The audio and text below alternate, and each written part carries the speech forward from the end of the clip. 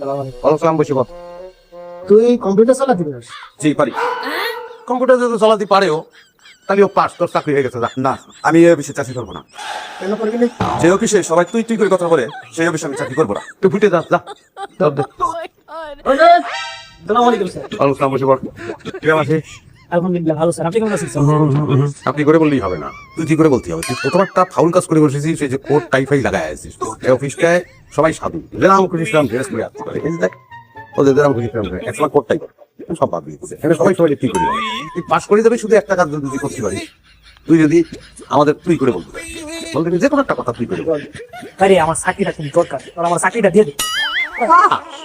Pass করে গেছিস তুই। যা, কাগজপত্র জমা দিয়ে দে।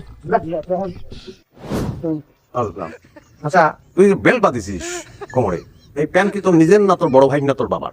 স্যার আমার পেন এত বড় বাড়ি করে সেজন্য ফেলে আসছি। হ্যাঁ বলেছি প্রশ্ন করতে পারবো না, ঠিকই বুঝে ফেলেছি। প্যান্ট হচ্ছে বড় ভাই। এই ওটা দেখে কি মনে হচ্ছে? ওটাকে দেখে অফিসার মনে হচ্ছে? আধুনিক যুগের অফিসার। আধুনিক কি? আধুনিক যুগের আধুনিক যুগের অফিসার, এরা ভালো আছে। আচ্ছা, তুই আমাদের সঙ্গে একটু তুই করে কিছু কোনো কথা বলতে দেখি, তুই পারিস? তুই আমাদের প্রশ্ন কর, যে কোনো প্রশ্ন কর। আমার বেতন দিবি কত স্যার? হচ্ছে তো হচ্ছে। আমার তো মেলা বেতন দেওয়ার দরকার। ওরে কত কি তুই তুই কেমন তুমি ডাল দিবি? কাগজ জমা দে। তুই স্মার্ট দিয়েছিস। Morning sir. তুই চলে যা ভাই। স্যার কেন স্যার? কোট ইস্ত্রি করিস নি সেই জন্য যা, চলে যা ভাই। হ্যাঁ, আর টুইটা কেমন হয় স্যার? তুই বেরোয় যা, নাহলে এখন কিন্তু বিভিন্ন জায়গায় মারবো। যা, কথা বেরো। তুলি মারবা না স্যার।